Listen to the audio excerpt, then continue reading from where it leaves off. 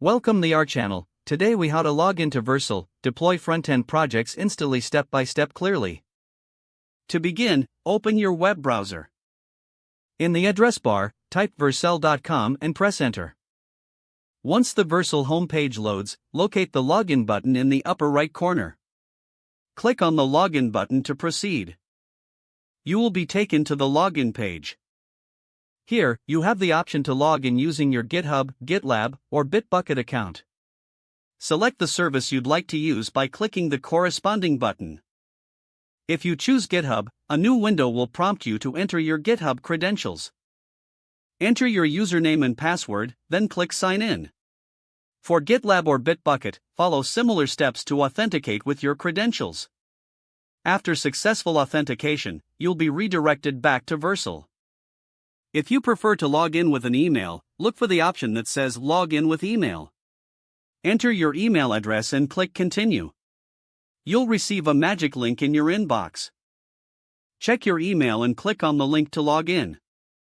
Once logged in, you will be directed to your Vercel dashboard. Here, you can manage your projects and deployments. To deploy a new front-end project, click on the New Project button. Follow the prompts to connect to your Git repository. Once connected, select the repository you wish to deploy. Vercel will automatically detect the framework and settings. Review the deployment configuration and make any necessary adjustments. Finally, click on the Deploy button to initiate the process. Your project will begin deploying, and you can monitor the progress on your dashboard. Once the deployment is complete, you will receive a unique URL for your project. You can now share this link with others to showcase your front-end project.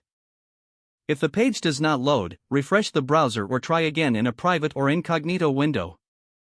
Make sure you are using the correct email address, then retype it carefully to avoid small typos.